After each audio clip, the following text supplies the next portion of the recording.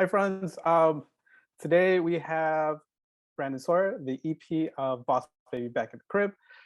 Brandon is a two-time Emmy winner for another show that has the main characters are almost dressed the same as the Boss Baby with the whole black and white ensemble. I think it was Madagascar, if you didn't get that reference. But today we're going to talk about Boss Baby. We want to talk about a little bit about Brandon, about what he does on the show, about the show itself, and hopefully the future of what this show is going, and talk about parenthood too, talk about being fathers. So Brandon, let us know, for those that do not know you or do not know the show, tell us what an EP does on the show. And tell us about yourself. I'm sorry. Oh, sure. No, so an EP is the showrunner of the show. And what that means is really it's a kind of a creative gatekeeper role. Everything flows through me. There's a lot of things. My background is a writer, so I can really drill down on the writing. I'll write my own episodes. I can do a rewrite pass on the work that the other writers are doing. That is my specialty. Everything else where I don't have the skill and talent, I'm, like I said, kind of the gatekeeper. Like, it'll come through me. The storyboards will come to me. I'll sit in all the voice recording sessions. I'll sit in the editing booth. Everything through sound and music at the end. I'm there to make sure that kind of this vision of the show stays consistent and fun, and everything feels like it's all this same fun world that hopefully people have fallen in love with. And it is. I'm gonna say, I didn't watch it originally. My son would watch it, so it would be on in the background. And every now and then, like, I'll catch a little bit and I'll start cracking up because either a line that they say or like a gag that they show makes me crack up. And I'm like, this is hilarious. So then I started watching it with him, and so we've watched the movies. And then the new one that's coming out, Back in the Crib, it's a continuation of the movie. How did you, I guess, come with that storyline? So I figured you were already given the script of the movie, so you know where to go to with the story, or is it just you just had an idea and kind of like meshed it in? Oh, well, we actually got to watch an early version. I mean, these animated movies take so long to make, and what'll happen is they'll be animating one part of the movie, and then they'll have other parts of the movie in a rougher form. And so during that process, we got to watch the movie a few times actually and see how it was evolving and taking shape. This is while we were working on the original Boss Baby series. And so seeing that movie as it was coming together, you could already see these characters that I was falling in love with, and that I knew audiences would too. Meeting Tina, meeting Tabitha, meeting Carol, and Tim as an adult.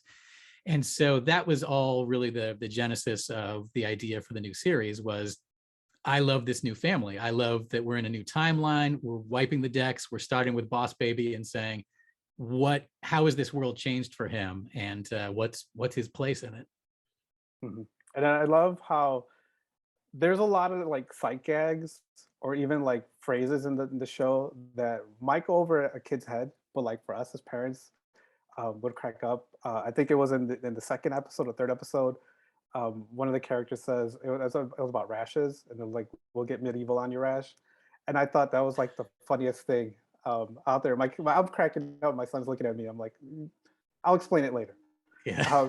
But are there ever like when you're going through the scripts, like lines that just like kill you while you're reading it, or you like tweak them to Oh, make them or push them all the over? time, all the time. I mean, well, so we have a really strong writing team, and each of them is very funny and very different from each other too, which I love.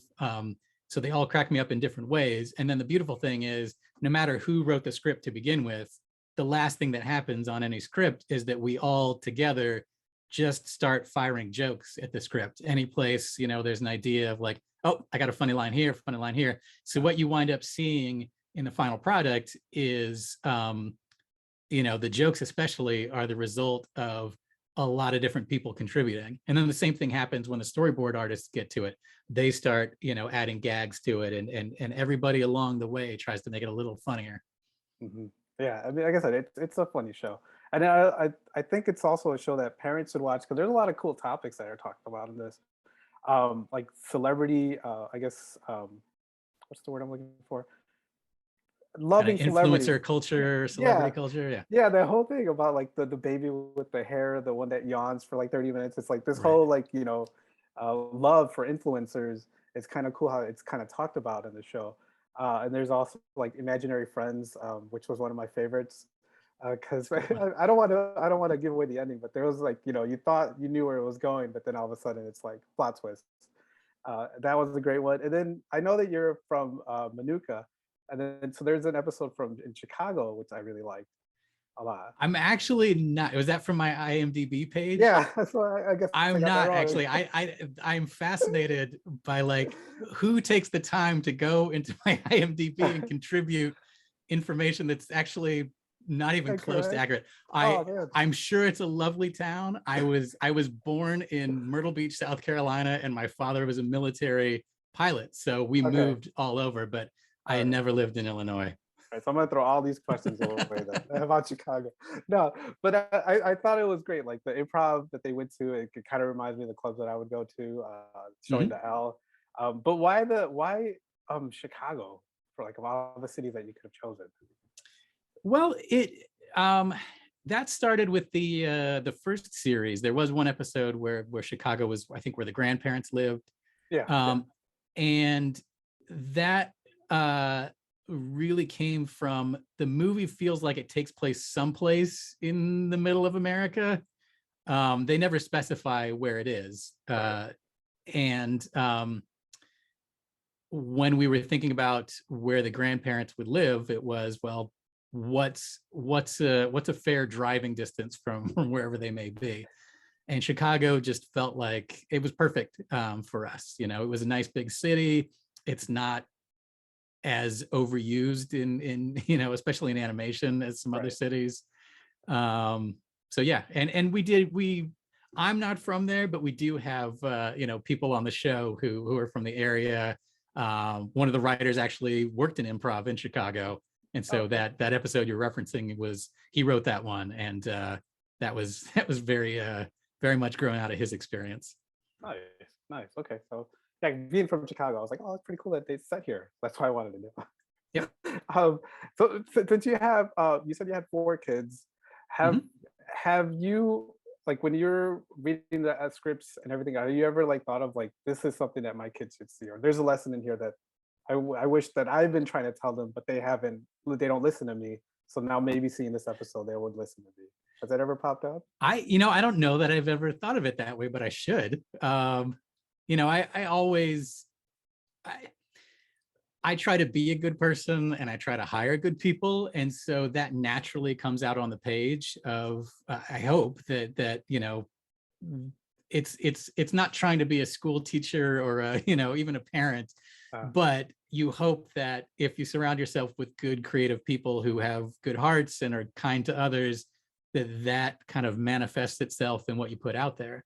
And so, yeah, I mean, I hope that my kids and other kids who watch it kind of feel that and pick up on it and see Boss Baby learning how to be kind of a less selfish person, more yes. aware of others, and willing to play well with others.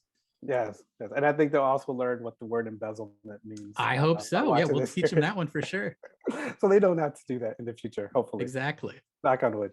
Um, but I also wanted to ask you about being that, but also too, have you ever like seen something that's in the show that your children have done? Sorry, your children. I can't even speak right now. That your children have done, like something that you saw You that mean like like that's that they copy it from the show, or things that I put in the show because I've seen it in my children? Because that one, yeah. Because I both know. answers are yes. Okay.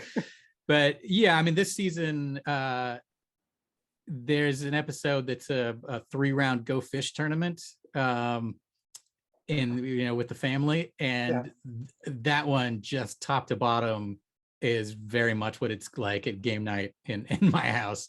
It comes out of a lot of playing board games and card games with my own kids. So you guys are really competitive.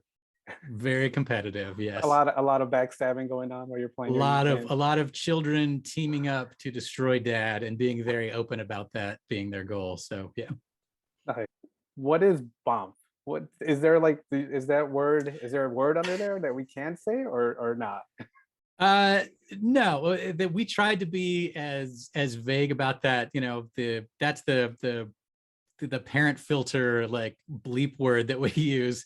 Yeah. Bump itself was just, you know, a silly sound that we could make. But yeah, we very intentionally steered away from making it clear what word, if any, was being used underneath there.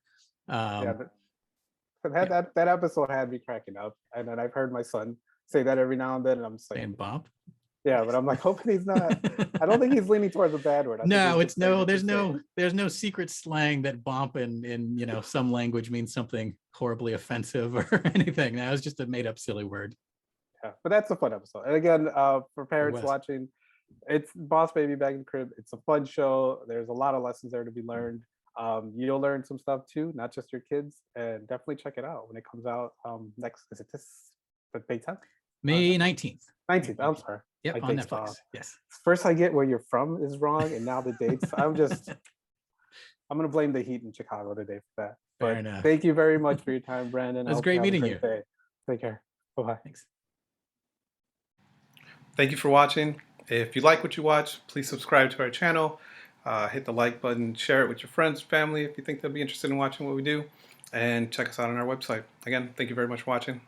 Bye.